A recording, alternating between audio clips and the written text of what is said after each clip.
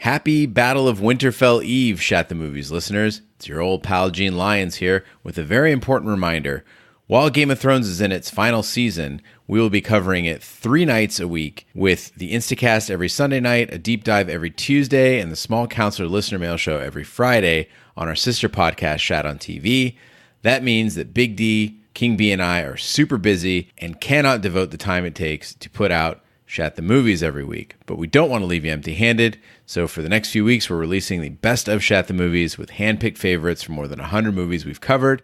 This week, Big D called me up and said, hey, you pick. And I went through the entire list and found a classic that makes me laugh every time I listen to it. It's the original cast of Shat the Movies, Roger Roper, Big D, Dick Ebert, and me. And we're covering the Patrick Swayze classic, Roadhouse, full of homoeroticism, kung fu kicks, and important life lessons.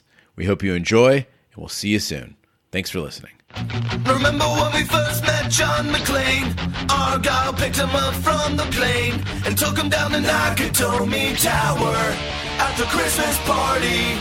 And the terrorists were overzealous, but it was sweet when they killed Ellis. And with a little help from Alan, John McClane kicked out. Welcome back to Shat the Movies, the podcast where we answer the question, were the movies we love and growing up really that good?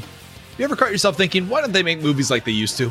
Can you still remember spending your Friday night searching for the perfect movie rental at Blockbuster Video? Do you even remember what Blockbuster Video was?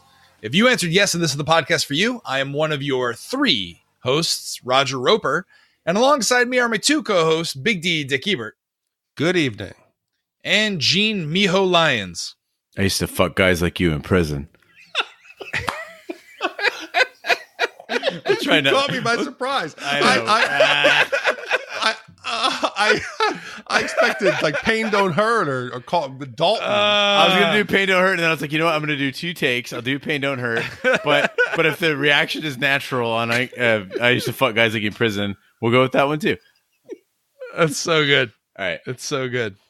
And each week, the 3 of us will decide if our favorite films from our childhood still hold up. Each week, the audience selects from 6 movie choices that we then break out a race car VHS tape rewinder and watch the movie tallied.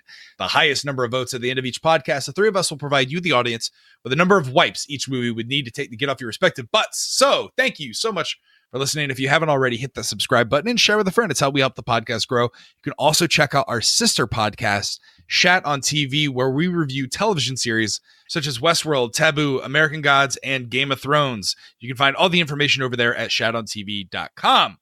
That being said, Big D, what are we in for tonight? I should have gotten like trumpet sounds for this one. This is one of those glorious categories that I knew was coming. I was looking forward to it, and when it hit, it is the best of Patrick Swayze. And the 6 films that were up, last place, Black Dog, then Youngblood, The Outsiders, Red Dawn, Ghost, and The Winner, with over 46% and 900 votes. The category got almost 2,000, was the 1989 classic Roadhouse. Yeah, I was really pulling for Red Dawn. I'm a huge fan of that, but I think that Roadhouse is much more of a starring Patrick Swayze movie, right? Whereas rather than he's just in it. Now, why didn't this have Dirty Dancing? Because Dirty Dancing was in the dancing category. Okay. And I thought for sure it was going to win. And then I didn't want to double dip and have it. But from now on, what we're going to do is if a movie wins another category, we just remove it and go with the second place. Because it ends up, you're starting to leave off movies. Like, you're like, why wasn't Tron in the best of Jeff Bridges? Sure. Because it was up in video game. So from now on, going forward, Dirty Dancing would have been in this category. Yeah, but I mean, this is when people think of Patrick Swayze, I think of Roadhouse. Certainly there's Dirty Dancing. Certainly there's Ghost, there's Point Break. But I mean, this really defines Patrick Swayze's career. Yeah, this is it. He did Point Break, first it was Dirty Dancing was the first big break. The Outsiders was his first big break. But he did Youngblood. He was in that as well. But I'm talking about Dirty Dancing. He was a romantic lead. Right, this is the first one where he jumped into that action and also the romantic lead. So this was the big one for him. And then after this, he did Ghost, Point Break, and that's when he exploded. But this is the first Swayze moment. Can you call this an action movie? Is this an action movie? Oh, yeah. Really? It's a different kind of action. Yeah. There's a lot of There's a lot of Hey, different action. Is Predator 2 action? I mean, it's more of I think it's old man action. I think they play that at the nursing homes. You have to be 70 and up to enjoy Predator 2. Is Raiders of the Lost Ark action? That's like a serial movie. That's an adventure movie. Raiders of the Lost Ark is an adventure movie. This was an adventure of sorts. Hell yeah, an adventure in Missouri. Roadhouse is a 1989 American, I guess we're going to call it an action film, directed by Rowdy Harrington and stars Patrick Swayze as a bouncer in a newly refurbished roadside bar who protects a small town in Missouri from a corrupt businessman. Sam Elliot co-stars as a bouncer, the mentor and friend of Swayze's character. The cast also includes Kelly Lynch as Swayze's love interest and Ben Gazzara as the main antagonist. The film is currently listed at number 42 in the official Razzie Movie Guide's top 100 most enjoyably bad movies ever made. It does have real movie taglines that were on the poster and an advertisement that state Dalton lives like a loner, fights like a professional, and loves like there's no tomorrow. Some posters even included this tagline: "The dancing's over. Now it gets dirty." Oh, man. Sadly, in January of 2008, Patrick Swayze was diagnosed with pancreatic cancer. He did fight the good fight for well over a year and was able to continue acting, but died, unfortunately, in September 14th of 2009. We always ask the question, where were you? What are your memories when you saw this movie the first time? We'll start with you, Big D. So watching this now, I can't tell you when I saw it, but I've started to realize how this influenced my life. At the age when I saw this, I was still a virgin. You know, I had no idea what it was like to be a cool guy. And at some point, I must have assumed that Patrick Swayze was a cool guy. You know, the ladies loved him. He looked pretty good. A lot of his lines I continued to use afterwards. And just his approach to people talking shit to him, I tried to emulate. You know, when people started shit with him and they said, "Oh, you're fucking, you don't look that big." Opinions vary. Now, but you were a big kid growing up, right? So you never really got picked on. In 1989, you're what, 14? No, 16. You're 16. But are you a tall kid at this point? Yeah, but still, at 16. Here's the thing: when you're a taller, bigger guy, you have that really awkward stage where things just don't work. It's like you're the alien in Men in Black, where there's a little thing in your head and your arms kind of don't move in sync, and you really don't have it down. You're like Krang from Teenage Mutant Ninja Turtles. I don't know the reference, but I'm just going to go with your expertise on that. It's really gritty. Yeah, it didn't click for me until probably about 4 years later. So I love the lines. The quotes are great. I remembered all the love scenes. But did this make you want to be that tough guy? Because from what I understand, bigger, taller dudes, because we always had like the big, tall, awkward kid. But he was always stronger than everyone else. So inevitably the little shit bags, the little small ones, to like prove their masculinity, they would go and pick on the big awkward kids. And I remember having a couple of friends who were like big and awkward and nerdy, and they weren't fighters. They were more on the lover side of Patrick Swayze. So like at 16, you're a virgin, you watch this movie for the first time. What do you identify with? Do you identify with the fighter Patrick Swayze or the lover Patrick Swayze? Neither at that point. Are you kidding me? I was a virgin. But what it taught me was just how to be confident, how to be reserved. A lot of what Swayze does is he just looks tough and like he's in control just by standing at the bar, looking quiet and nodding at people. So I tried to do that. But in the end, I realized that also Dalton may have saved my life. And this is legit and this is real. His whole thing about be nice to people, always be nice, that kind of stuck with me. And when I was in the military, I don't think I've shared this story before, but I served with a guy named Hassan Akbar. His real name was Mark Cools. I served with him for 4 years at the 101st. At some point after September 11th, he legally changed his name from Mark Cools to Hassan Akbar. He was a troublemaker. He had been moved from platoon to platoon for disciplinary actions. When my unit deployed to Camp Pennsylvania in Kuwait, he actually fragged one of the tents and killed an Air Force captain. He then fatally shot an Air Force major. He threw grenades into the tent as people were sleeping. I think 14 people got hurt by shrapnel. He eventually went on trial and was found guilty of fratricide and is he's awaiting being put to death. But during the trial, they found a journal that he had been keeping for the last 3 years where he had fantasized about killing people. So my roommate at the time testified in the trial. And I said, dude, was I in the book? Because the book had said, like, today in line, Roger cut me off and I'm going to slide my fingers into his eyes and feel them ooze out.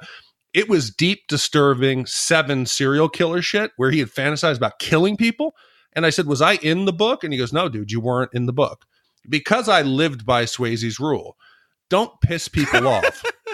Seriously, I live by that now. You don't know who is an inch away from snapping, whose wife just cheated on him, who lost a job. So when I'm driving down the road and people flip out and get mad, I just smile and let it go. Because I've been that close to somebody who could kill people and you didn't know it. Also, you live in Florida, and Florida drivers are notorious for killing other people on the road. Florida drivers will turn into you, flip their car, as long as you flip too. No, but see, that's your assumption. Listen to Dalton. Don't underestimate your opponent. They're capable of anything. You think it's in Florida, it'll be you in Arizona, and it'll be some middle-aged man who has just had a really bad day. Yeah, no, I get it. Arizona's the Florida of the West. Yeah, no, I understand. Yeah, but at least in Arizona, people aren't going on beer runs with alligators in their cars. Like that's another level of weird. I also just got the mental image of Hassan Akbar, like Steve Buscemi in what was Billy it? Madison? Billy Madison, yeah.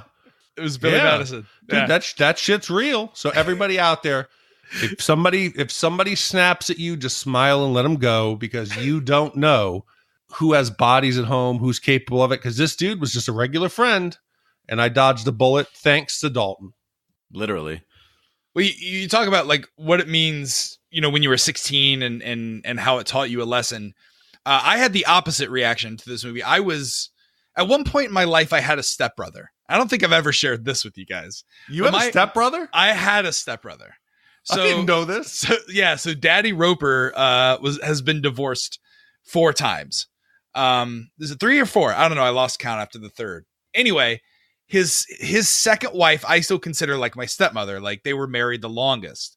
She had a son from a previous marriage, but I lived with, Mama Roper, who has a different last name. Doesn't really matter. But for the point of the story is I grew up with Mom. Summers were spent with Dad. But from like my dad remarried, I think when I was 5. So from age 5 to about 12, 13, I had a stepbrother, and summers spent with him in Tennessee. He was older. He was about your age, maybe a little bit older. He loved this movie. He would make me watch it. I think it was like 8 or 9 at the time. And I was a fat kid. I was nerdy and I wore glasses. I know it's surprising that I wasn't the cool guy that I am today, but like he would make me watch it with him and then practice karate moves on me because I was like his little doughy punching bag, and he was like really good at karate. So he loved this. I was basically a young Tinker in this movie. It basically is what I'm saying. I was fat. I cried a lot. Stuffed animals would be pushed upon me. Like this movie scarred me. Are you sure this actually happened? This 100% happened. You and I have been friends now for over 10 years, over a decade. Gene and I have been, friends ever since I moved out to Arizona. I've never told either of you that story. That's a deep, dark, like this movie drudged up some dark places for me. Yeah, I mean, those are both hard acts to follow up. Like, I just watched the fight scenes a lot when I was a kid. Didn't try them out on anybody. Nobody tried to kill me. But I think, Big D, you mentioned that you were, in your teens. I was still in my single digit years when this movie came out. And so I had a really hard time keeping like Roadhouse and Dirty Dancing and like Black Dog, like later in my teen years, like those all kind of jumbled up in my head. And it's the same as like, I had the same problem with Rocky and Rambo, where I thought it was the same guy. I know it's Sylvester Stallone, but I thought that Rocky was a boxer and then he went to war or something. Like I was very confused by this whole thing. So this was the first time that I saw it and really understood the moving and complicated plot lines that occur in Roadhouse. Well, Big D, go ahead and play that trailer. Can I buy you guys a drink? Guess not. Patrick Swayze is Dalton. I thought you'd be bigger. Opinions vary. When he's around, anything can happen, How's a guy like you end up a bouncer? Just lucky, I guess. and usually does. If somebody gets in your face, I want you to be nice. Don't be rude! Ask him to walk, but be nice. Help this gentleman to the door.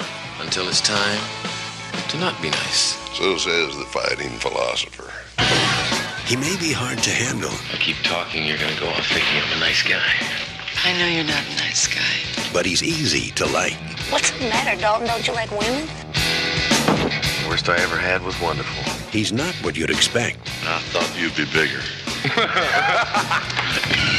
but there's one thing you can count on. He's the best friend a good time ever had. You guys tired? Doc, I'll get all the sleep I need and I'm dead. This is my town. I'm not afraid of him. I guess you'll be having that fire sale now, all right? You got your hands full, kid. I just think I'm looking at a dead man. Patrick Swayze, For that line of work, I thought you'd be bigger. Gee, I've never heard that before. Roadhouse. James Dalton, played by Patrick Swayze, is a professional cooler, which means he's a specialized doorman or bouncer with a mysterious past who is enticed from his current job at a club in New York City by Frank to take over security at his club bar, the Double Deuce in Jasper, Missouri. Frank plans to invest substantial money into the club to enhance its image and needs a first-rate cooler like James Dalton to maintain its stability. So first thing, I rented the HD version, and the actual picture quality was so awful and muddy in the beginning. I had to stop and see if I was buffing or they had just, put the wrong version up there. Back in the 80s, you forget how bad the picture quality was. This was all shot on regular film, but it looked muddy. It looked 80s and 90s. And at first I thought it was bad, but then as the movie went on, it started to add to that realism of the movie. I loved it. Yeah, it's the dive bar of 35 millimeter. No, this movie, outside of, its poor film quality, it is the most 80s opening ever. You had a Ferrari, people in the club are just throwing around plastic cards saying, put it on plastic. People are putting down $100 bills as if it's like just throwing around money. There's a cassette player in a Mercedes. Can this get any more 80s? Well, I always question why in these movies, especially in the 80s and 90s, everyone who's in a bar is smoking hot. The guys are in shape, good looking. The women look great. I lived in New York. New York bars don't look like this. So I have an explanation for that. We have a lot more options when it comes to entertainment now. We also have more expendable income, like as in general in the population than people did in the 80s. And so what it is back then, the price of a movie relative to your income was so high that you had to get everything you wanted out of a movie. And you see this even more in foreign films. Like that's why Bollywood is even a phenomenon. And so what it was people who were paying like money for a ticket, more than realism, they just wanted to see things that they couldn't normally see. And so they wanted everybody to be beautiful. They wanted sets to be great. They wanted the action to be over the top. And that's what you get. Did they also need an audience that looked and danced nothing like the real crowd would do relative to the band that's playing? Dude, I don't know if you've ever watched like Top of the Pops or American Bandstand or Soul Train, but like that's exactly what if you bust a camera out, everybody immediately starts dancing differently. So we're introduced here to Dalton. He's supposed to be, the best cooler, the biggest badass. And he taught us, like I mentioned earlier on, don't underestimate anyone. But I'm sorry, I don't buy it. Patrick Swayze, to me, does not come across as a legitimate tough guy. Okay, so I'm going to bring some of my street fighting experience into this conversation real quick. There's certain things that I look for when I'm sizing somebody up at a bar, especially if a fight's about to break out. One of the things I look for is a dagger sticking out of their boot. But no, is what I look for is, okay, for one thing, I'll quiz you guys on this. Why do you never fuck with the guy with the fanny pack? He's got nothing to lose. He doesn't care. Yeah, he looks in the mirror and says, yeah, I look fine. That's a fucking crazy individual. Yeah. His judgment is out of control. No, that fanny pack guy is carrying a subcompact handgun. That's what his fanny pack is for. You can carry like a single stack 9mm. What? So you're telling me at the Portland Proud Boys rally in Portland over the weekend, all the guys dressed like, Pepe the Frog, Teenage Mutant Ninja Turtle style with the tactical fanny packs. That's what they were packing as snub-nosed compact handguns. Yeah, probably. I guarantee you they were holding their Twix and their protein bars that they bought at the Fry's on the way. Anyway, so back to Patrick Swayze though. I look at this guy and I see high-waisted baggy trousers. That's great for high kicking. He's got maximum mobility there, and he's got loose silk shirt. So he's moving like a shark dragon in that clothing. Like you do not want to fuck with that guy. He is deadly poetry in motion. And I mean, really, take a look at what he's wearing again. You go, oh fuck, he's basically wearing Bruce Lee clothes. Yeah, just 80s version. That's right. Yeah, and later on in the movie, he has on these slacks that you can clearly see were meant for fighting. They were like the Docker versions of the MC Hammer parachute pants. So yes, that's true. But there was about 18 guys in that bar that could match that. Just he's shorter. They make the joke, oh, I thought you'd be much bigger. So I don't want to just say on the size of him. But other than him standing, leaning up against the bar and scowling, I don't know that he shows me anything. He's not Van Damme. He's not. I think Seagal's also a poser, but I just don't buy it. All right. Pop quiz, guys. How big and heavy is Patrick Swayze, would you estimate, in this movie? In the movie or like a Patrick Swayze? Okay.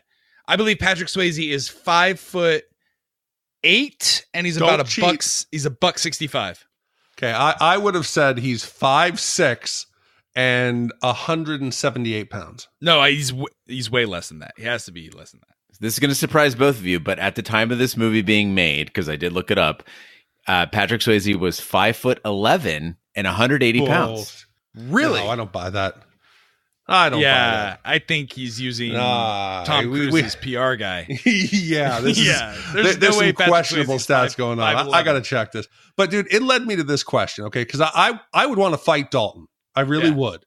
And it got me thinking. Roger and I think it was our Fight Club episode. Right. We had talked about who in history would you want to fight. And I think, that Roger had said he wanted to fight George Washington. I said I would have fight Clint Eastwood in, Any Which Way But Loose. So I want to ask you two guys, if you could fight any fictional character, movie, book, TV, who would it be? Here, I'm going to give you my three. Even though I'd like to fight Dalton, I don't think he's on my list. I want to fight Crocodile Dundee because I think that he would take an ass whooping. I would want to fight Mr. Miyagi from The Karate Kid because I think, I don't even know if he knows karate. There's nothing that's led me to believe that he does. We've never seen him fight. Well, he tricks people into thinking that. It's all, right. It's that by doing household chores. That Big Trouble in Little China, that you breathe heavy and you yell and people just assume. And I also want to fight Arthur Fonzarelli in Happy Days. Yeah. That's why people think I'm good. That's why people think I'm good at karate. Is when we're in the lovemaking, I breathe really heavy and I and I yell. That Roger knows what he's doing. Yeah. So my first thought of who I'd want to fight is, do you guys remember the 1978 I Spit on Your Grave? Do you guys ever see that? No, never. So the basic storyline is this movie where there's this woman, she's like an aspiring writer, and she's out in the woods and she gets gang raped. And then she goes out and like hunts the guys down one by one. And these guys are just like, I know it's an old movie, but like they're just like absolutely reprehensible. You're watching this movie and you're just seething, like you want them to fucking die. I would love to get my hands on any of those guys and just fucking beat the shit out of them. But aside from that, like more pop culture, I guess, or more mainstream, I also, like you, Big D, I wanted to fight fucking Danny Russo, like from The Karate Kid. Because I watch him fight and I'm like, he's not that good. Like I could fucking take that fucker, like no problem. And then I'd say for the other one I would love is fucking King Joffrey from fucking Game of Thrones. I would love to fight Joffrey. That's a good one. Yeah. I don't know if I would fight people. See, unlike you, my Street Fighter credibility involved quarters and greasy pizza. So I'm not I've never really truly been in a fist fight. I'm always nice around people. But if I had to fight someone, number one would be Hoggle from Labyrinth. I'd punch him and then push him into that pea pond. The bog of stench? Yeah. Then let's see, who else would I fight? I'd fight Danny DeVito when he was Penguin in Batman Returns. And then I'd punch Willow for whining all the time. How do you not take Shredder? Or actually, no. You know what? Not Willow. You know what? Willow's fine. He's taking care of a baby. You know who I would fight? I would fight Jar Jar Binks. Oh, Misa beat your ass, Roger. Me. I feel like he's got some pent up like aggression though. No, he's a coward. Okay, so now that we've got the fighting down, I want to question some reality here. I bounced a bit, and I'm not even going to talk about it because I know you're going to make fun of me, Roger.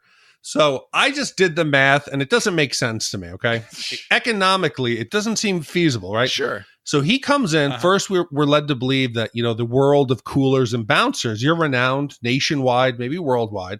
He offers $5,000 up front, $500 a night, and you got to pay all medical expenses. So let's just assume that Dalton works 6 days a week. He gets 3 weeks vacation. That's $148K a year. Okay. So I don't care how good a cooler you are. How is a bar in Jasper that the biggest thing in Jasper is they got a JCPenney, they got a Subway, it doesn't seem like the hub of economic growth in the Midwest. How is the Double Deuce affording to hire Dalton?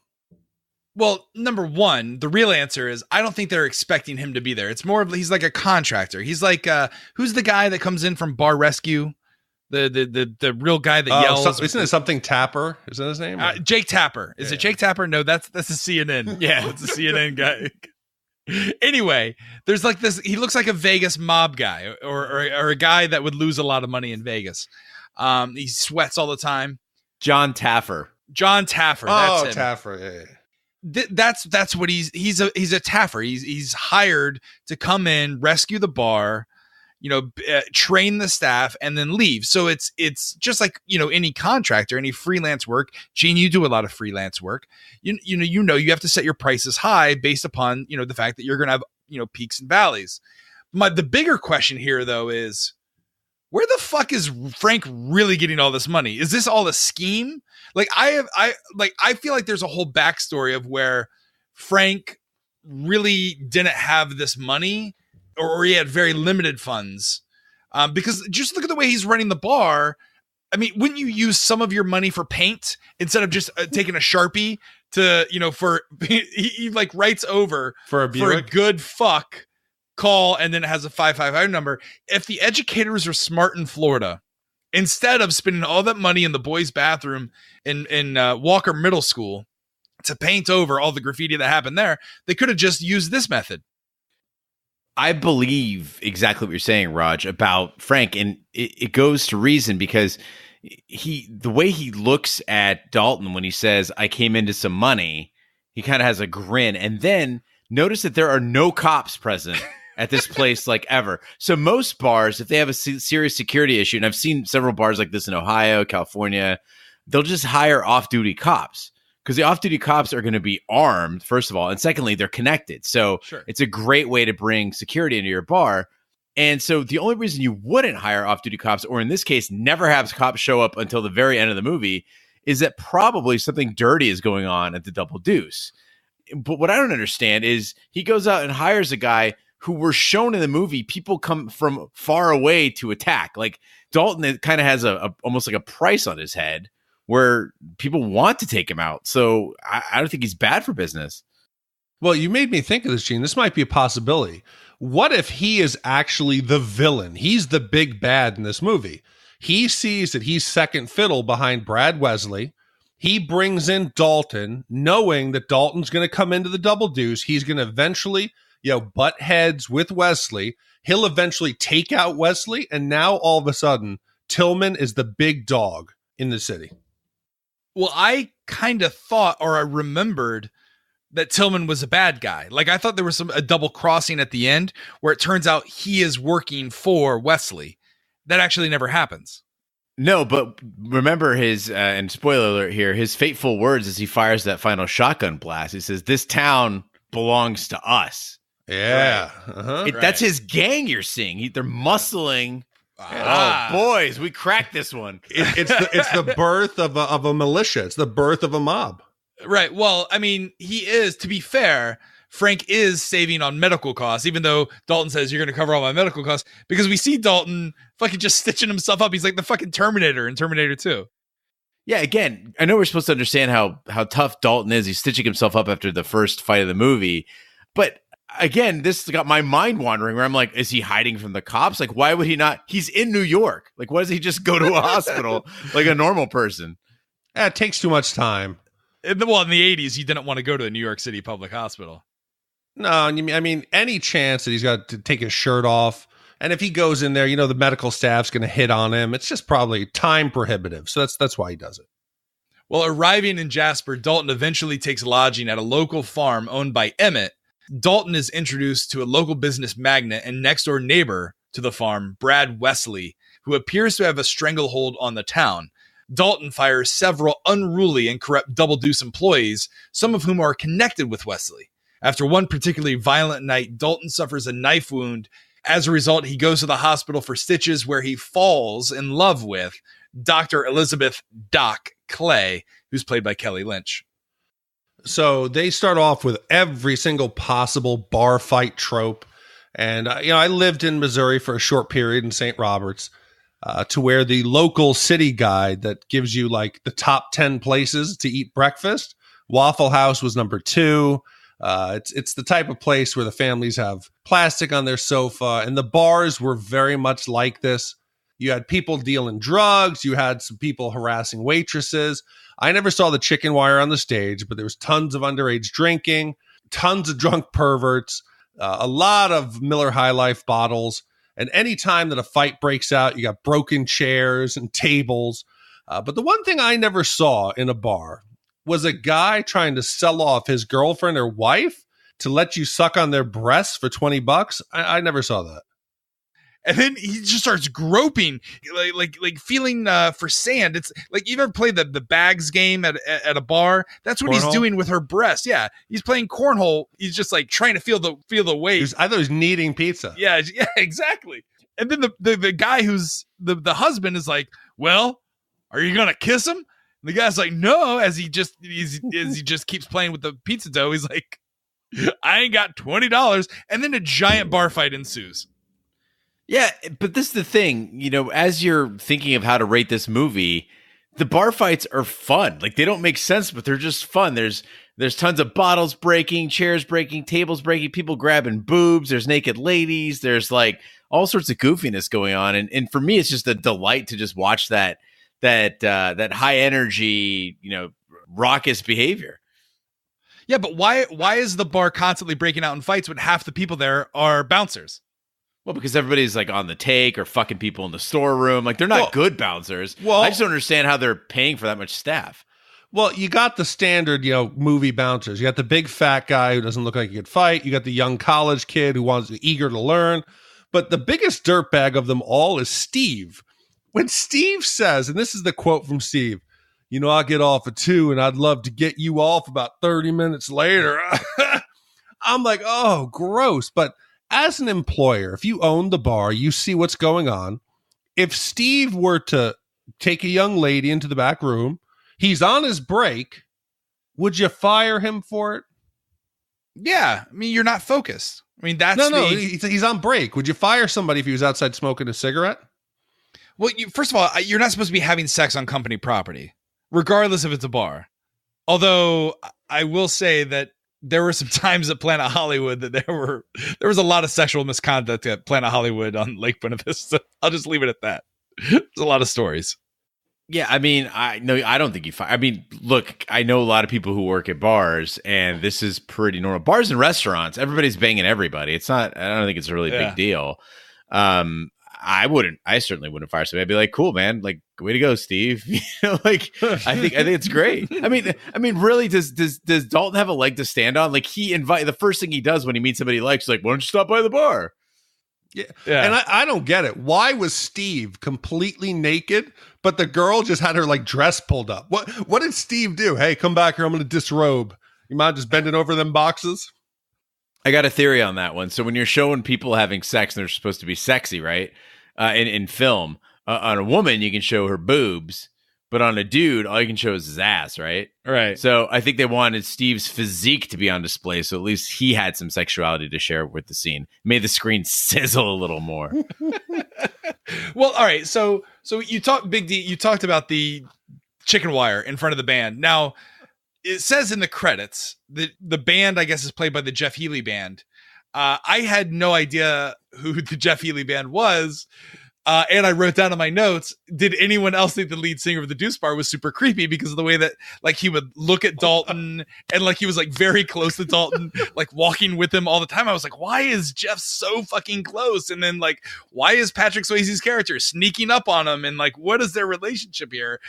And then I didn't know that he was blind. I just... You just thought they were very close friends? I just thought they were very close and had a very creepy relationship. I'm just glad you can laugh it off this time and not excuse it as some sort of bloated, unnecessary subplot. Why does he have to be blind? Wait, hold on. Roger, I'm going to come to your defense here. Do you remember Jean at A Quiet Place? Oh, that girl is a terrible deaf actress. That's just terrible. She's over the top. That wasn't A Quiet Place. That was Speed 2.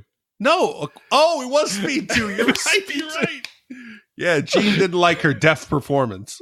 Yeah. You guys are talking about, people being sexually inappropriate and creepy. I want to talk about the phrase. There's amazing quotable stuff in this movie, but there's the line that you have balls big enough to come in a dump truck. And it's said by one of the bouncers to Dalton, or about Dalton when he arrives at the Double Deuce. And did you guys take that to mean that Dalton's balls are so big that you needed a dump truck to move them? Or are they so large and engorged that he needs a dump truck to contain his ejaculate? Like, which way? What was that all about? I took it as to transport his large testicles, not the ejaculate. I felt like he was using the word balls as a metaphor for his ego and his, his confidence level. I don't think that he actually thought that he had big engorged balls. Okay, because for me, this is like really where the first the first tinge of homoeroticism started to pop up in the movie for me. And usually I'm the last guy to pick that up. Like, you guys are all about that. And I'm always like, no. And this one, I was like, no, there is something going on here. There's a definite undertone of male sexuality throughout this movie that if you don't look it's very subtle. You have to really be looking for it, but it's there. And once you see it, you can't unsee it. See, but I don't think it's a homosexual thing, and I'm the one who normally sees homosexual in everything. Dalton is just this magnificent being, okay? He's above sexuality. He's not male, female. People just see him, and they want to be him. They want to be with him. It doesn't matter what sexual organs he has. He's Dalton. They want to be inside him. Yeah, well, there's a Tao of Dalton, right? Because he has these great one-liners like "pain don't hurt," or never, nobody ever wins a fight. Like there's like in addition to, and I think they list him at 5'11" because his perm goes up 4 inches on his head. And so it gives him that extra 4 inches. But I think it's not only his physical presence, but the mysticism around him, the fact that he's a philosopher and, went to NYU and, he has these rules that he lives by. Yeah, I mean, Big D pointed it out, and I totally agree that to some, again, and not that I'm like, Johnny Scrapper over here, but like to somebody who's been in enough fights, you do understand that some of those things, like as dumb as they sound, make sense. That nobody ever wins a fight. I say that all the time to people that are like, that fight was awesome. You kicked that guy's ass. I'm like, no. Like, it still hurts. If you can clock a guy perfectly and it's still going to fucking hurt your hand. You never come away from a fight feeling good. Yeah, but did you feel like there was actually a fighting style to Dalton? Because it didn't look right to me. It felt very slow and just like gross. Yeah, so yes and no. So the actors were actually trained by Benny the Jet Urquidez, who has 9 black belts in 9 different disciplines. And he was so impressed with Patrick Swayze's ability that he said that he should become like a competitive kickboxer, that he's really good at that. So what you're seeing in the movie is actually 9 different styles. So there's some Taekwondo in there. There's some Hapkido in there. I think there might be some Tai Chi by the pond. I'm not really quite sure, but I was torn on this because on one hand, it gave me so much respect for the work that like Jackie Chan and Bruce Lee would do, and Jet Li, where everything is so crisp and so precise. But on the other hand, these imperfect kicks, these imperfect punches kind of makes sense in the fact that when you watch a real fight, they're never perfectly placed, they're never perfectly executed. And so there was some realism to it, but I agree with you, Raj. It was painfully slow. There's a great video on YouTube. Jackie Chan is explaining the differences between Hong Kong cinema and the way that they film fight scenes and the way that American filmmakers, when they fight. American filmmakers, they have to make up for the fact that their actors or stunt people aren't very good fighters. So they have a lot of close-up shots. And when you compare it against Hong Kong cinema, it's not very exciting. They don't really you can't see it. So that's when we see movies like The Raid, modern, Hong Kong kung fu movies, we're amazed because the fight choreography, like you're actually seeing the punches and the kicks, and you're not relying on, close-up shots. So in this, yeah, Patrick Swayze may have, because he's a dancer and he's very fluid in a movement, but if we're supposed to believe that this guy knows karate and tai chi and everything, it's just very laughable, especially if you grew up on movies like I did. Like I watched kung fu movies constantly, like with my stepfather. He loved Bruce Lee, so growing up we watched every Bruce Lee movie, and so to watch those and then have to watch this, it's like, come on, this guy's not tough. He doesn't know martial arts. But wait, does he ever tell us that he knows any martial art? Or are we just assuming? Well, he's doing tai chi by the river. Right, but that's just to relax, dude. You got to look good in the morning, blow off steam. Okay, but but also he's doing martial art type. He employs a little bit of judo with the throw down when he's fighting. So you're supposed to believe that he knows some sort of martial arts. It's left ambiguous, so to speak. Yeah, I mean, he's no Batman, but I think beyond his fighting abilities, I think that we really got to get to the three rules. This is basically gospel from this movie, right? This is the thing that everybody talks about, the one landmark philosophy that emerges from Roadhouse. One is never underestimate your opponent. Okay, pretty self-explanatory. Two is take it outside, which would have saved a lot of chairs and tables here at the Double Deuce. And three, of course, everyone's favorite, be nice until it's time to not be nice. And at that point, I'm like, Dalton's pretty cool, man. Like already smoking his cigarette. He's got his really high-necked black t-shirt on for some reason. And that's all fine. But then you notice that he like breaks all three of those rules. Like in the first encounter, he attacks a guy with a knife without controlling the weapon. So he's underestimating the ability of this guy to harm him. He fights inside the bar, doesn't try to take it outside. And then he doesn't let his own guy who's trying to handle it or use numbers, essentially that be nice factor until it's time to not be nice. He decides when it's time to not be nice. And that time is just whenever it strikes him. Yeah. How did he get to become the best cooler when he has a fuck ton of injuries? Well, yeah, seriously. When he goes into the hospital and she's pulling out his medical records, which just conveniently also have his college degree, like his shingle on top of his medical record. Yeah. She's like, okay, your blood type is O positive, and I see you have a bachelor degree from NYU in philosophy. Oh, and by the way, you've been shot twice, 4 metal screws, 9 knife wounds, and 31 broken bones. Nice to meet you, Dalton. Yeah. Makes no sense. But do you think Doc is negging him because like she's attracting him? Like the rules of the game, where you have to insult someone, but it's flirting. Like, is that why she's like, oh, I noticed you have all these broken bones. Why don't we go back to your place and bone it out? Have another let's make it 32. I just want to point out, Raj, that the first time you mentioned negging on the podcast, I thought, oh, he just knows about something I don't know about. Second time, I was like, oh, Raj is just probably really believes that this negging thing is a real phenomenon. At this point, I'm starting to think you believe in negging because this is like the 10th reference on the podcast to negging. What's going on there, buddy? Are you kidding me? You've never watched the game? Or you never read the game? You never watched the Love Artist on VH1? It was the Pickup Artist. It was the Pickup Artist. That's it. It was that dude who wears like goggles and his pieces of flair. Yeah. Well, yeah, he's peacocking. You got to go out when you got to do some close up magic. You got to neg, and you have to diffuse her because females run in packs. This is in the book. You have to diffuse the friends. You have to show the attention to the ugliest one in the group so that you win the approval of the rest of them.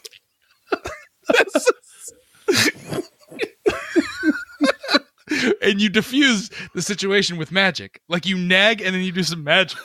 Like you nag him again, you do some more magic. You have to have at least 3 or 4 magic tricks up your sleeve.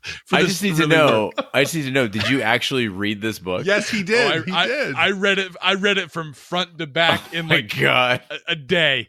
But wait, Roger, what do they call like the piece of flair? Like he wears goggles or a crazy hat. Yeah, you have to have a piece of flair. It's part of the peacocking. You have to have something that's memorable, like a vest, or sunglasses that you wear at night, or like something outlandish, like I don't know, like a hat, like a giant, like a Mad Hatter hat. You have to look the part. Okay, you have to wear like a purple jacket. Okay, I'm gonna try the whole thing. I'm gonna try to pull this back to the movie. And your question was, was Doc negging him? No, yeah. Doc is she's a medium-sized fish in a tiny pond. She's in Jasper. She is a young, attractive, professional. She looks good. She's put together. She's educated, and she's in Jasper. Okay, so this is the first time that Dalton is someone who she sees as her equal, other than maybe Wesley. But she's a bit of an asshole when you get to the end of the movie and you realize she has this backstory that she's been involved with Brad Wesley. She knows, obviously, he's a bad dude. He's shaking down the town folk, all of the entrepreneurs, even her uncle.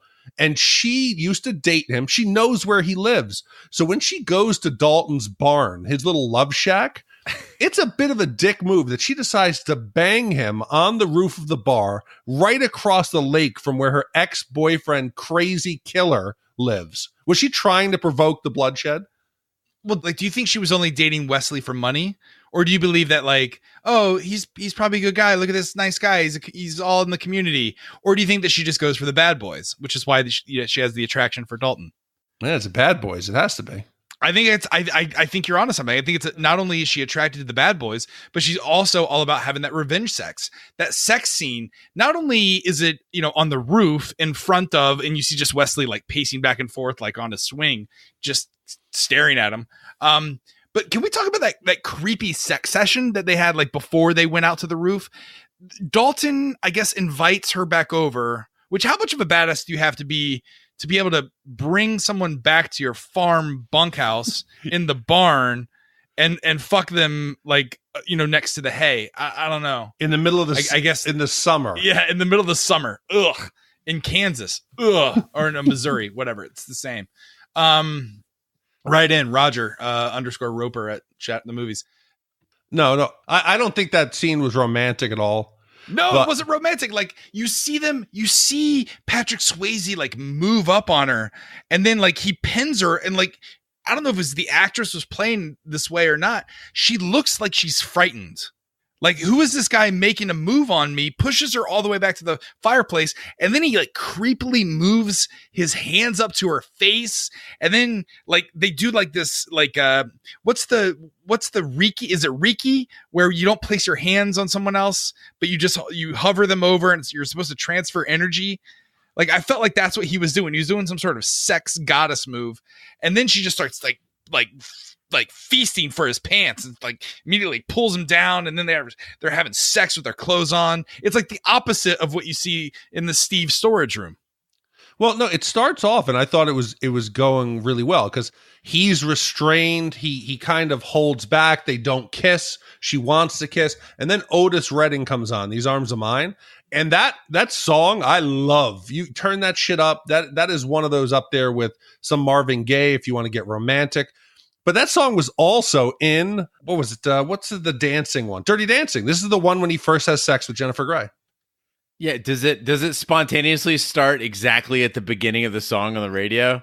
I just, the thing to me is you can tell, I know that Dalton wasn't expecting to get laid that day because of his outfit. like a off-white, like cable knit V-neck sweater. What the fuck was he wearing? Like, I think if she came to that house planning to like fuck him, she would have been like, man, I can't. I had no idea that this sex scene was in the zeitgeist as much as it is. There's celebrities who watch this and play pranks on each other. Yeah, well, if this was Al Pacino from Heat last week, he would have been completely naked, his chain out, and we would have had a scene at the end where Doc's on the bed smoking. But yeah, Kelly Lynch plays Doc, and she married Mitch Glazer. So Mitch Glazer, I guess, has a relationship with Bill Murray. So Kelly Lynch told the AV Club in an interview that every time Roadhouse is on TV and Bill Murray or, quote, one of his idiot brothers is watching TV and they see the sex scene, they pick up the phone and call Mitch Glazer and do an impersonation of Carl Speckler from Caddyshack, where they go, I can't even do it. Roger, you do your Speckler imitation and see if you can do it. Kelly's having sex with Patrick Swayze right now. They're doing it, throwing against the rocks. Just a Cinderella story. Kelly having sex. Kelly's hole. Yeah, your wife is Cinderella banging story. Patrick Swayze. So they will call him out of the blue dozens of times a year.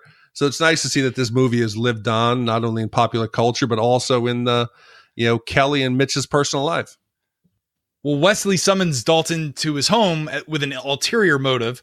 Wesley would like Dalton to work for him once he extorts Tillman's club. He reveals that Dalton killed a man in Memphis, Tennessee to blackmail him. When Dalton declines the job, Wesley begins an assault on Dalton's friends, destroying local business owner Red Webster's auto parts store and interfering with the much-needed liquor deliveries to the Double Deuce. Meanwhile, Dalton's mentor, Wade Garrett, played by Sam Elliot, arrives in town and helps Dalton defend a liquor shipment from Wesley's thugs.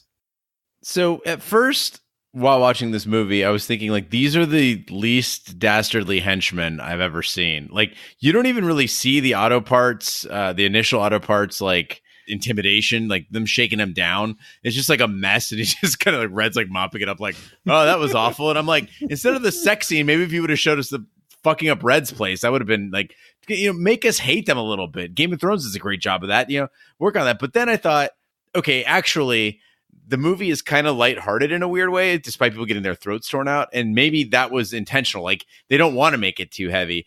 And I think as evidence of that, during the liquor delivery disruption, there's like a full-on fight breaking out, but one guy is just clearly devoted to just breaking bottles. Yeah, like, he continues smashing stuff. The big tall guy. Yeah. And if you notice, he was bashing Drambuie, which is like hilarious that they ordered that much. Like, who orders that much Drambuie? No, but you said that they don't show us Red's auto dealership. They do show us some key components that are going to come back. And the theory there is that Chekhov's right. What are they called? Chekhov's pistol. Chekhov's gun. Yeah. So the theory of Chekhov's gun is that you never show or place a loaded weapon on stage if you don't plan for it to go off. So when I start hearing about the throat ripping, I immediately knew, oh shit, this is coming back again. This is coming back again. And it got me thinking, is this even physically possible? And I wish that Carrie was on the podcast, because she might be able to give us some medical insight. But this isn't the first movie to use this. Under Siege, Blade, Underworld, Awakening, Rambo 4, and Game of Thrones even, where is this even possible? Okay. Well, I think your answer is in the examples that you listed. Blade and Underworld are both vampire movies. Yeah. So I think right there you're already getting an idea. And Under Siege is Steven Seagal, so it's also by definition utter bullshit. Yeah, well, also all those movies came after Roadhouse, so obviously they just stole from Patrick Swayze. So true story though, the way the throat like tearing thing came up was that among the film's director, it was an urban legend that they had heard that some guy in some town had gotten his throat torn out. And so they just decided to include it in the movie because there's the legend of Dalton. Can't you picture if it was real and you just kind of grab the skin in somebody's throat and the guy's like, stop, let go. How it hurts. Just stop. And Swayze's just pulling and pulling. Stop, it hurts. What's interesting about it too is that if you do, again, Gene Lyons, a martial arts expert here. If you were actually to tilt anybody's head back so their chin is up even slightly, which happens several times in the fight scene where the throat is torn out, all you got to do is attack their trachea, basically, right? Like it's right there. You just actual percussive force of the trachea will kill a person. You don't need to tear it out. There's a lot of trachea punching in the new Mission Impossible movie. But I couldn't wait for a throat to get ripped because I could have cared less about any of these characters except for one, and that was old Emmett. Emmett was the the landlord. He owned the farmhouse. His farmhouse gets burned down in retaliation for Dalton going against Wesley and his goons. But this Emmett guy, fucking awesome. Yeah, Emmett's rad. He's pretty cool to Dalton. He kind of just makes a lot of God jokes, which I really appreciated. But he's suffering through the helicopter flybys. His horse is getting freaked the fuck out. But what I love is that after Dalton fucks on his roof, you know that Emmett is once again changing his tenant policy, right? So first it was like the question he asked initially, "Are you honest?" And they're like, "Yeah." He's like, "No, you're not. You mind paying $100 a month?" Okay, now it's gonna be like, "You plan on banging any jealousy-inducing doctors on the roof of my barn?" Like, this poor guy again, and then his fucking place gets blown up. All he's trying to do is bale hay. That's literally all Emmett wants. Right. Well, all right. So I never fully understood why Wesley was such an asshole to this poor farmer across the way. Is it that he's flaunting the money? Is there some sort of land deal that Emmett, maybe that was Emmett's land at one time and he only sold him that side, and now Wesley's trying to get the other side? I don't know. But then I started looking a little bit like a layer underneath. Emmett makes a lot of gay joke references in that first conversation. Well, he's like, I think he asked something like, well, are you man enough to handle, not having air conditioning and living around some animals and all this. Yeah, no. And then he makes the God reference. And I'm thinking to myself, You're do crazy. you think there's no other woman, Emmett doesn't have a family. He's just an old dude living by himself on the barn in the middle of, a fly-by state in the 80s. Do you think the farmer's actually gay and Wesley is just, homophobic, and that's why he's being so mean to Emmett the entire time? Because did you see the way that Emmett stared at Patrick Swayze when he was doing Tai Chi? Yeah, it was a long look.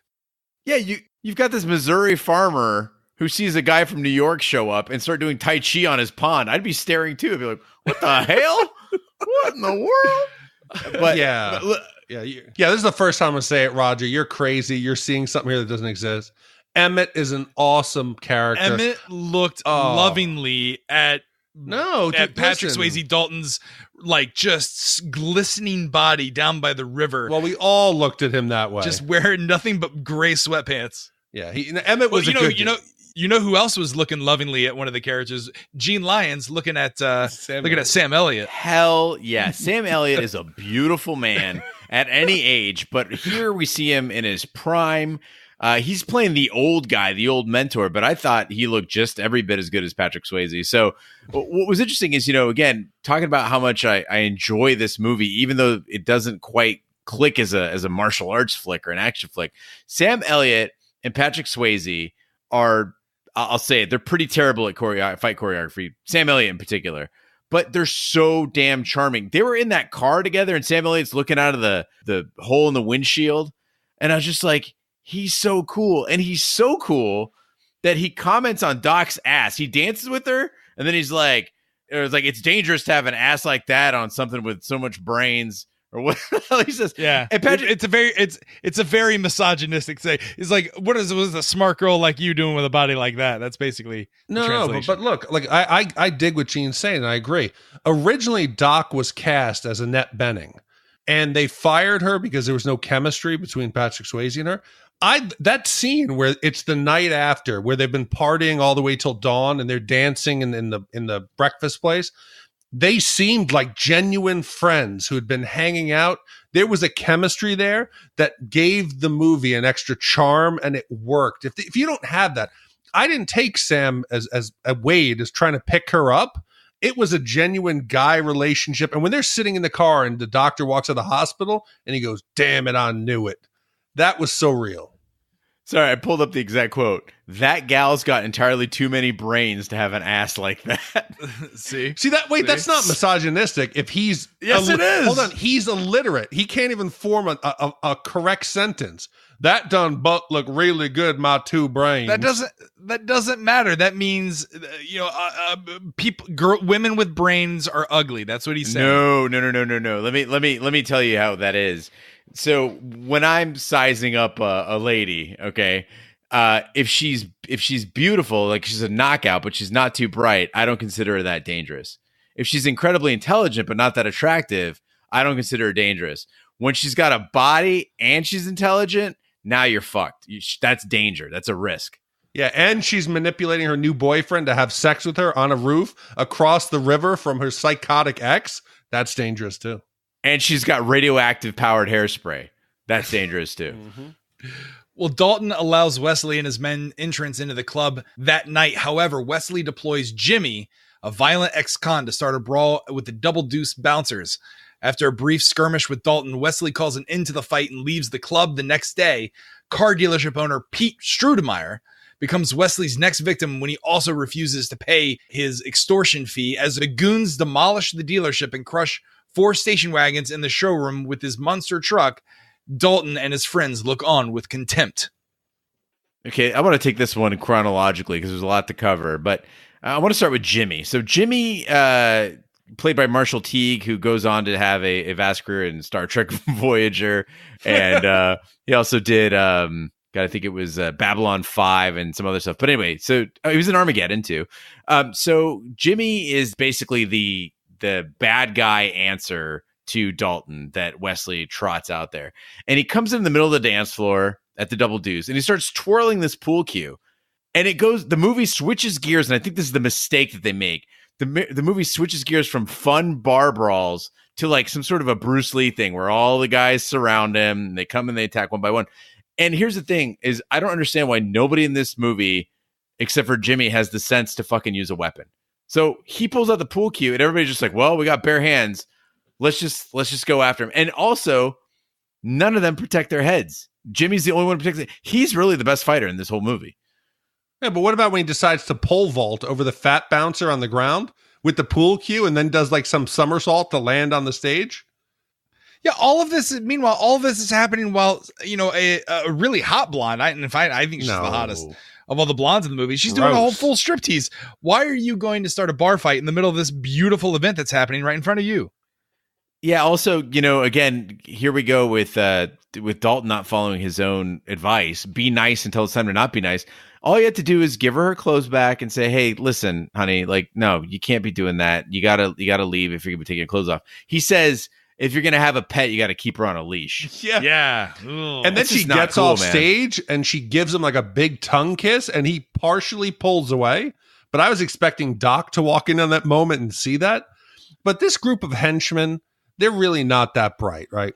So besides using that monster truck to destroy every car in that car dealership, they're also performing a stakeout in the parking lot of the Double Deuce in Bigfoot. It's an empty parking lot, and Bigfoot and Jimmy and the other guy, and they look at each other when Dalton's there with Doc and go, "Oh, yo, he's in trouble." You're fucking pick a better car. They didn't notice us looking at. Well, I guess Bigfoot's so tall, maybe the angle you don't know. You can't see if there's anyone inside. Yeah. But have you guys ever been to a monster truck rally? Have you ever? I have. I was like probably 12. Yeah. They're fun. Did you see the car that turned into? No, the dragon one, the fire. No, the big one was Gravedigger. Yeah, monster truck rallies are. It's like NASCAR and wrestling got together one drunken night over some like Budweisers and had a baby. That's how I describe the crowd. It's crazy. There's a little bit of rodeo thrown in there as well. But I remember as a kid, I fucking loved monster trucks. And I think also this was roughly around that time where monster trucks were big, like the Bigfoot and Gravedigger and all that stuff. So do you feel like they had to shoehorn like a Bigfoot? They're like, oh, a big movie. We want to do some cross promotion here, and we want to put in a monster truck. No, this is like Rogers World, and we're gonna drive over cars. This is like Rogers World, the thing that I drew for you. Right. If you're gonna have explosions, like big kicks, strippers, bars, you have to have monster trucks. But I want to ask you guys this: I went as a kid, you went as a kid. Do you think it says something about the person if an adult decides to go to a monster truck rally and it's not ironically? No, it's still very entertaining. You're not going just to have fun and have a couple beers. Like you're like, man, I can't wait. In October, monster truck's coming back. I can't wait. Not only would I go to that monster truck rally, I would tailgate outside. I would tailgate for the Monster Truck Rally with my buddy Gene Lyons. Yeah, I mean, it's like, what do you want to go see? A guy hit a ball with a stick, or you want to see a car crush truck crush six, and then Megasaurus pops up and breathes fire, and then Transaurus chomps a car in half. Transaurus, he's the very brave. He was a car, now he's a truck. He's the progressive. I don't know if you know this, Raj, but when they do it over at University of Phoenix Stadium, they actually, you know how they can open up the stadium to get the grass in and out for the Arizona Cardinals? They will actually open that up so cars will come flying in from outside. Yeah, they get a running start almost. Yeah, it's like arena football. Yeah, it's awesome. Doc visits Dalton and attempts to persuade him to leave. However, their conversation is interrupted by a powerful explosion at Emmett's house next door. Dalton rescues Emmett from the blaze before his house is destroyed. He then witnesses Jimmy fleeing the scene and manages to intercept him. Dalton rips out Jimmy's throat with his bare hand. The next morning, Dalton receives an ominous phone call from Wesley, who vows to have either Wade or Doc killed by the flip of a coin. After Wesley hangs up, leaving the outcome unknown, a badly beaten Wade staggers into the Double Deuce. Believing Doc to be in danger, Dalton races to the hospital alone, but she refuses to leave with him, repulsed by his increasingly violent nature. Upon returning to the Double Deuce, Dalton finds Wade sprawled out on a bar with a knife lodged in his chest. Dalton then pulls the knife free and jumps into his car, determined to settle the score with Wesley. Okay, I got to start off here at the fight, right? And when we first started the podcast, we saw homoerotic content everywhere. And Gene mentioned that he was on the Lost Boys with us. And I really try not to do that now, but this fight blurs the line a little bit for me. We start off and every home or business in Jasper is made out of some kind of kindling, because you just set a building on fire, whether it's Reds, and it just explodes. Dalton comes like kind of parkouring out of the second floor of his barn hideout. He parkours off the roof onto a vehicle. He tumble rolls. He starts running, and then Jimmy's on a dirt bike, laughing. He's not trying to get away from the scene of a crime where he maybe just killed Emmett. Dalton, at a dead sprint, Superman runs and jumps and knocks Jimmy off the bike. So now we've got these two glistening, shirtless men. Jimmy's shirt's open. He's got his nice like shark tooth necklace on, and they're fighting. And I'm like, okay, this is kind of cool. And then Jimmy threatens him. I used to fuck guys like you in prison. And I was like, whoa, where did this fight scene go wrong? Well, I wrote that down too. I was like, things not to say when in a fight. Do you think, see, this is something that Roger Roper would do. I would try to say, I used to fuck guys up like you in college. Just that extra word up means I used to beat guys up. I used to fuck them up. Like I used to, badly beat them to the point to where I would have like, close management, or I spend a couple weeks in the hole. I've never been in a fight before. Are these things that you say in a fight? Like, are you like, what would you do if you heard something like this? So I don't talk while fighting because you don't want to have your jaw open at all, because your jaw is loose when it's open. If you get hit, it breaks. And King B found that out the hard way when he got in a fight at the Rogue in Scottsdale, Arizona. He was talking shit right when the guy hit him, and he broke his jaw in two places, and also broke his eye socket. So to his credit, though, this is what a great and heroic figure King B is. After he got his jaw broken, he put his finger up, signaling an end to the fight, walked to the corner, and called an Uber, and just left. But what's amazing about that is if you go back 13 years prior, there was a party at King B's house, and he beat the shit out of a guy on his front porch. I think it was a New Year's Eve party or Halloween. I think it was New Year's Eve. And while doing it, he said, and I quote, in front of a party of probably 30 people, he's beating this guy's face in, and he said, "I am Godzilla and you are Japan," while beating this man. Bad. Yeah, it was pretty good. And I was just like, damn. And for 13 years after that, I wouldn't fight him. But now after I saw him get his jaw broken, it's on, King B. It's on. Yeah. Well, I mean, so this movie, we talked about the fact that it influenced other movies with the throat ripping, but the whole having to either choose between saving your best friend or saving your girlfriend, a little reminiscent of The Dark Knight, don't you think? I thought you must have had your DC Batman boner at that point.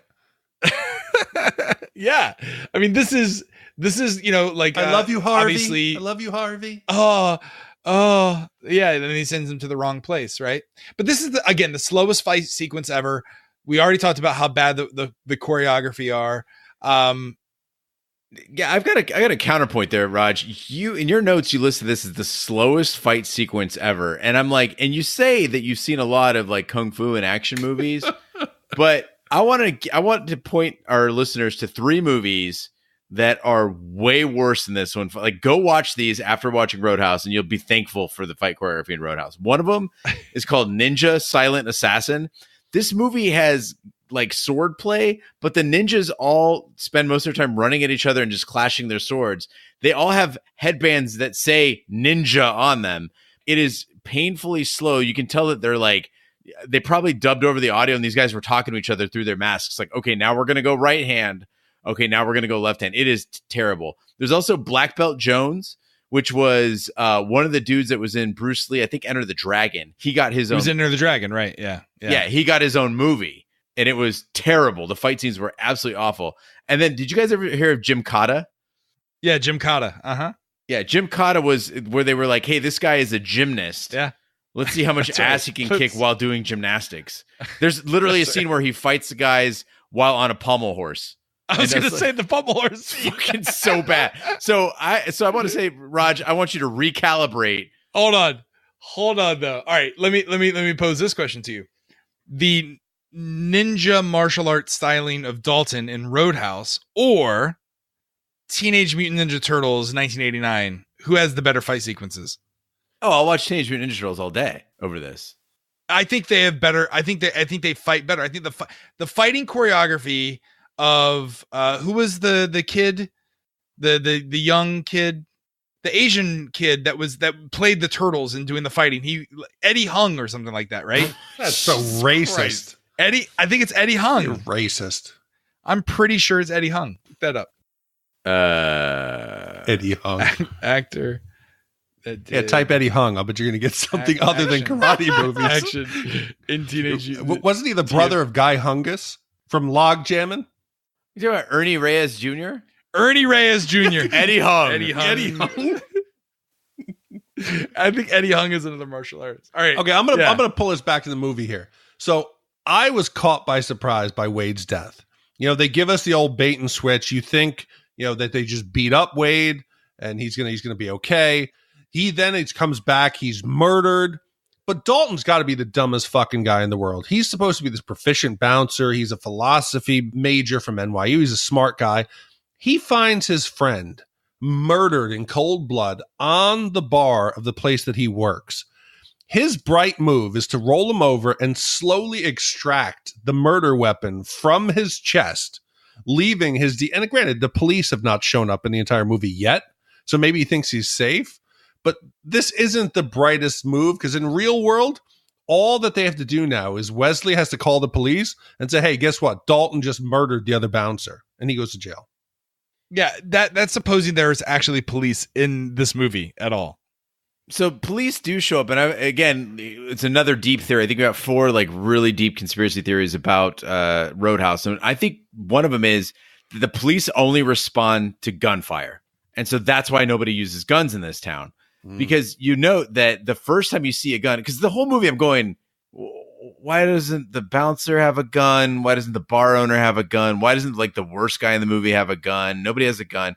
Jimmy pulls the first gun we see, pulls one out of an ankle holster, which is also an odd move. He's like, I'm going to kill you. No, that's not the first gun. The first gun is when Wesley pulls it out when Jimmy's doing his pole vault over the fat bouncer and he shoots the ceiling and says, that's enough. Let's go. Oh, that's right. That's right.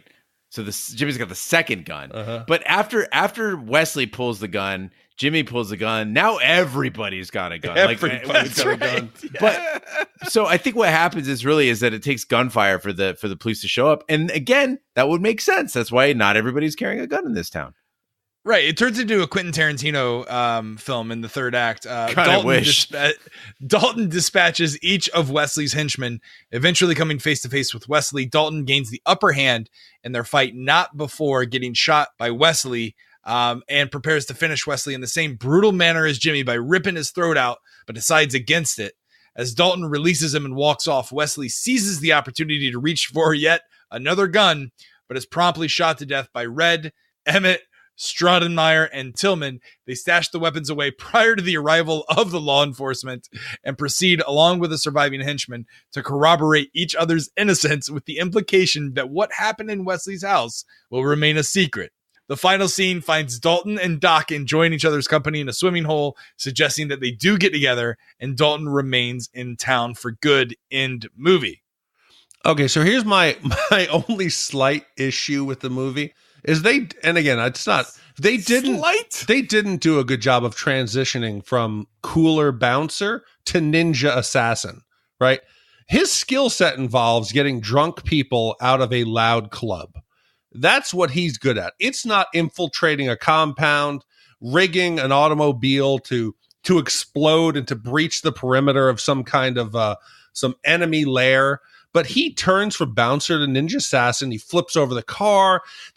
When that whole battle's going on and he's dispatching henchmen who don't get a shot off, but he somehow silently subdues them all.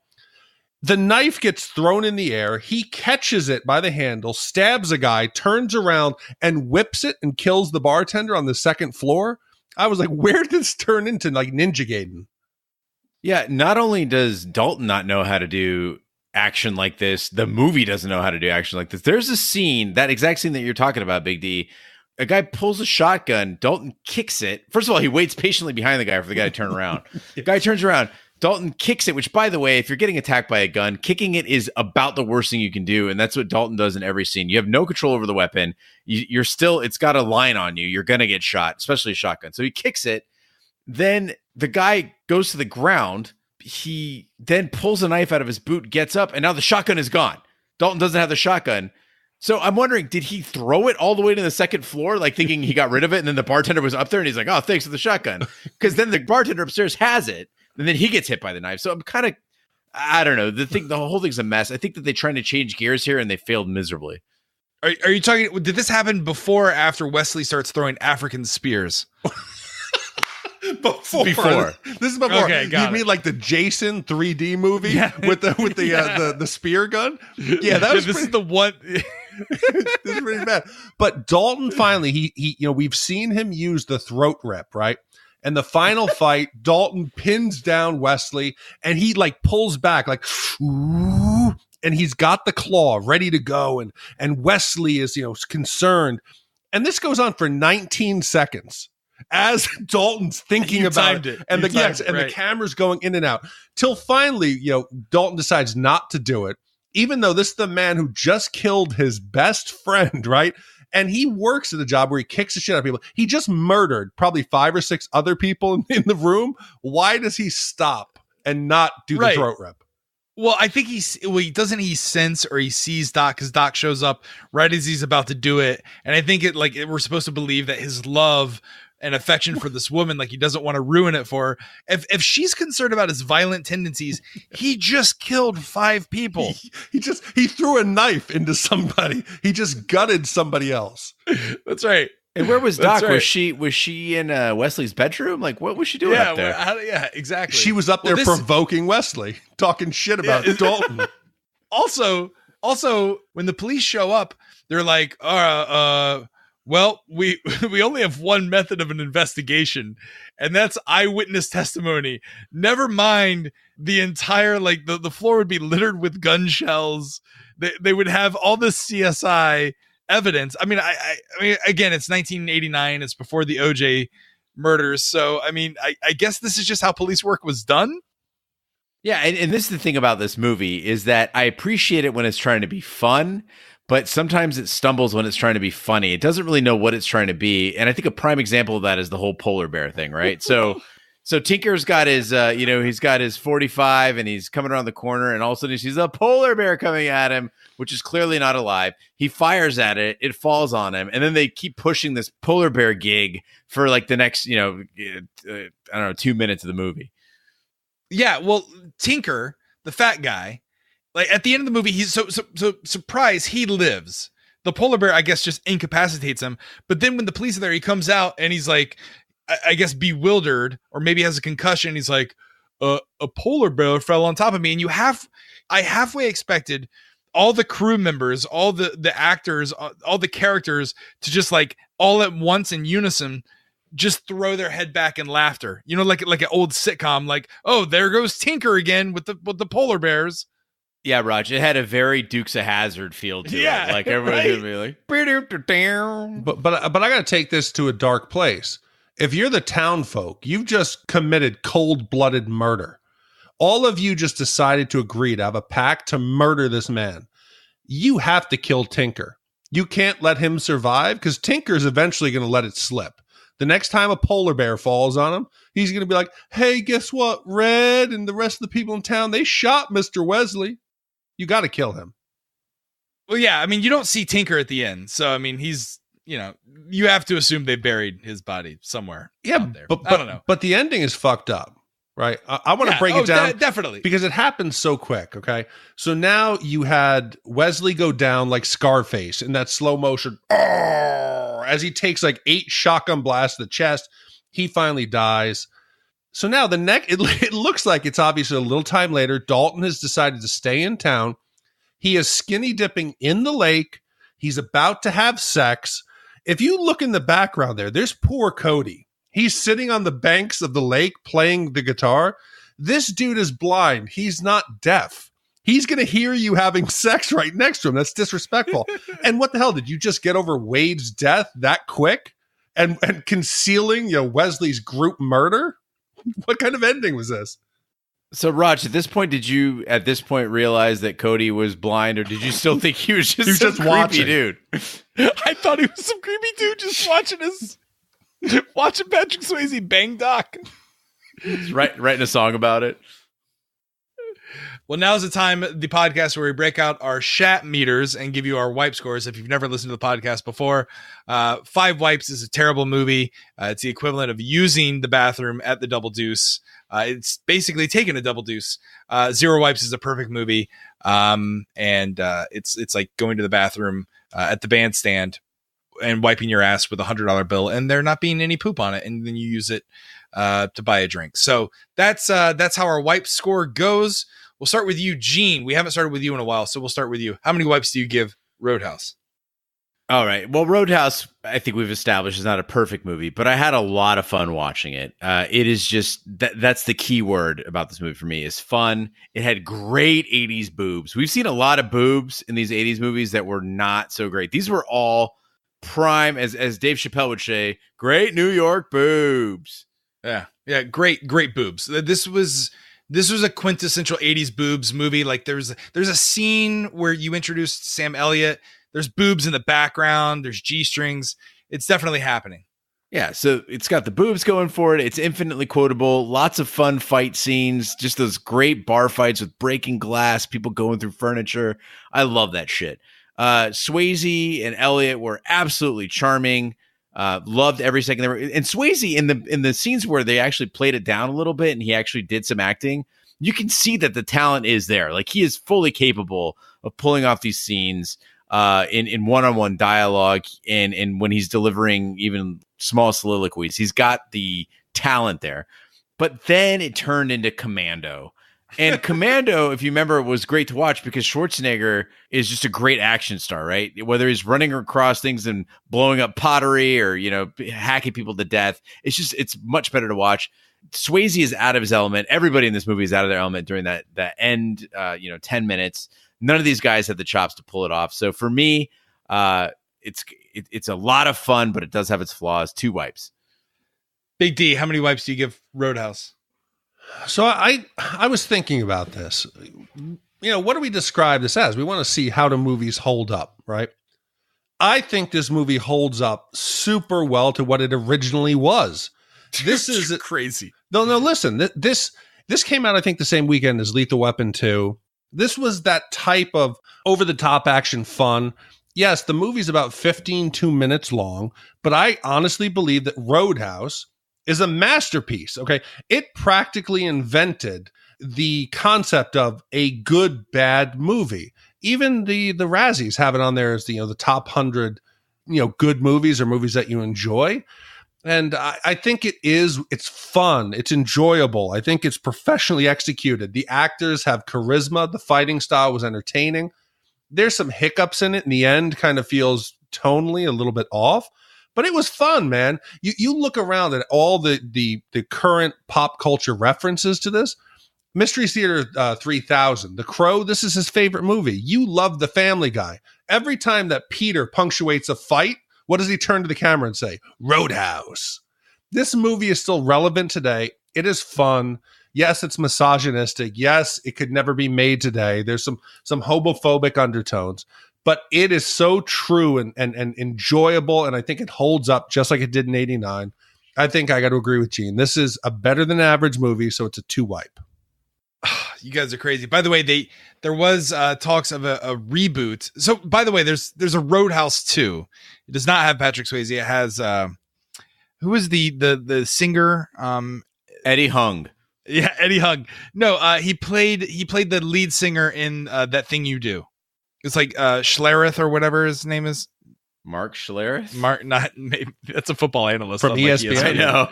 Yeah. Anyway, the point is, this movie does not need to be remade because it does not hold up at all. It's way too long. It has terrible fight sequences. The only reason I'm not going to give it a 5-wipe is that it's infinitely quotable and it is in the zeitgeist of pop culture.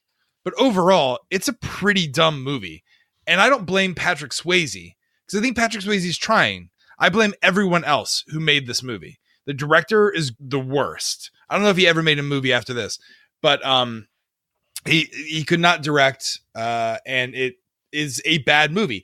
It's an enjoyable bad movie, but it's ranked 42. It's not even the best enjoyable bad movie according to the Razzies. That's why we're saying it's better than average. A 2 is better than average. Yeah, better than average. Ugh, you guys are crazy. All right, 2 wipes, and 4 wipes divided by 3. That gives us what, Gene? 2.6 repeating wipes. 2.6 repeated. Where does that put it on the pantheon of Shat Dick? Okay, so this is now in that 41 range. Yeah, good. Okay, it's number 42. It actually is 42. Sorry, it is 42. It is now tied with Pretty Woman, Top Gun, Rambo, Poltergeist, and the only one that feels a bit off is Ghostbusters. But all of those, Pretty Woman, Top Gun, Rambo, Poltergeist, all seem to be a pretty good match. Ghostbusters is a far superior movie than Roadhouse. I feel like Ghostbusters felt a lot longer than Roadhouse, even though it wasn't. Ghostbusters dragged a lot of points. I think also if you go back and remember when we did watch Ghostbusters, a lot of those jokes just did not land. This movie doesn't try to make, jokes as its main form of entertainment. It just tries to show you fun stuff. Yeah, this movie was fun. A polar bear fell on top of me. That's like the one joke. Well, now's the time where we do our shout outs. Gene, what's a shout out? Raj, a shout out is our way of saying thank you for coming to the website, shatthemovies.com, and sharing some time with us. If you go to the website, you can find the shout out box popping up on multiple pages. Just go ahead and put your name in there and we will read your name on the podcast.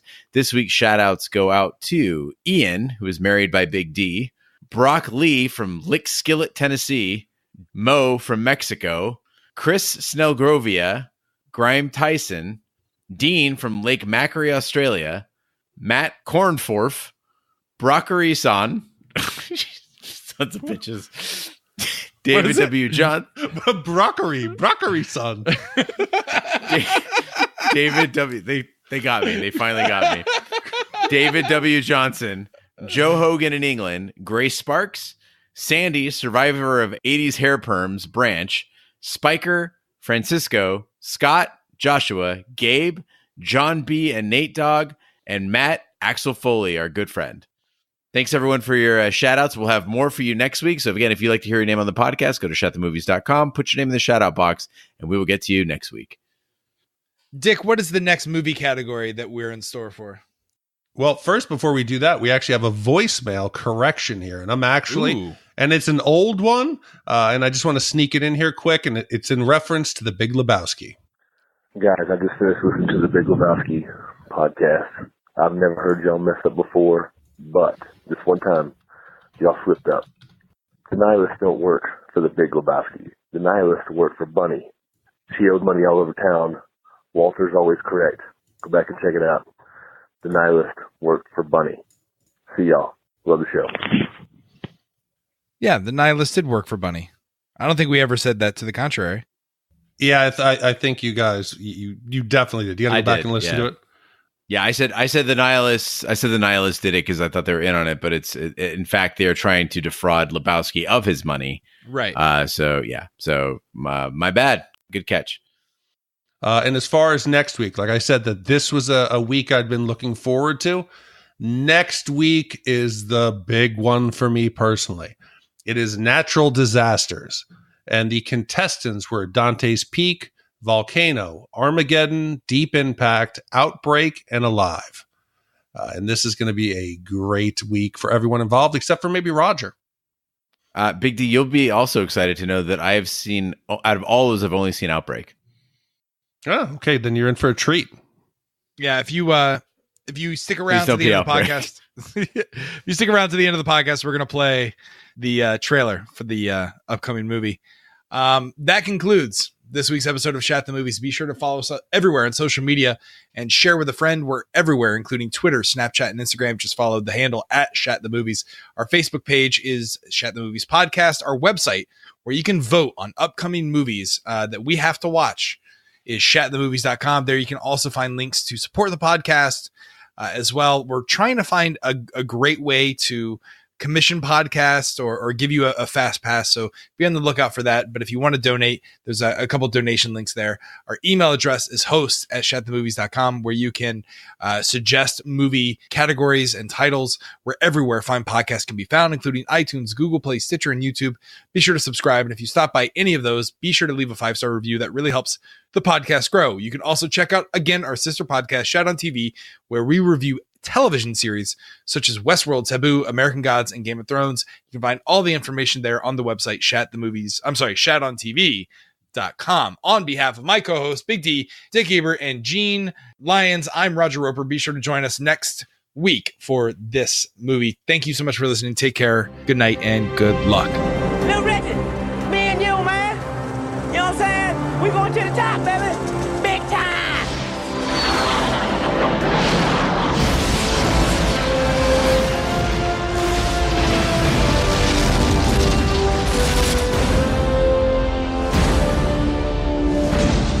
Somebody dial 911. What hit us? Small asteroid fragments. This morning. How big were those? Those were nothing. The size of basketballs and Volkswagens. This new one you're tracking, how big? It's the size of Texas, Mr. President. It's what we call a global killer. The end of mankind. Half the world will be incinerated by the heat blast. And the rest will freeze to death in nuclear winter. Basically the worst parts of the Bible. Hitting a rock from the outside won't do the job. So, we nuke this thing from the inside? How? We drill. We're bringing the world's best deep core driller. The United States government has just asked us to save the world. We're talking about space, right? Outer space? This is like deep blue hero stuff. I'm there. I'm with you. Beam me up, Scotty. I want all of you listening to know that everything that can be done to wage this terrible battle is being called into service. May we all see these events through with the courage worthy of this challenge.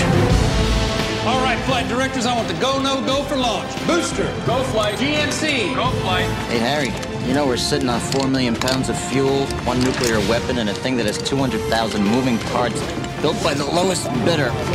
Makes you feel good, doesn't it?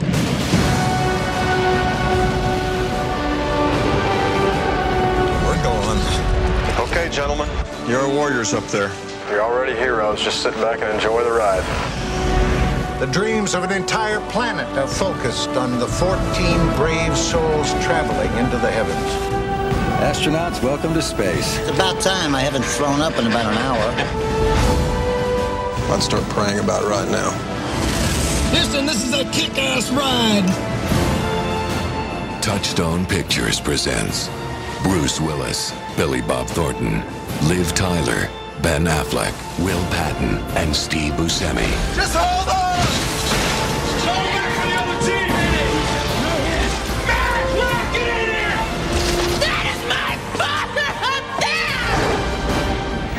worry about me and my team. We'll get the job done.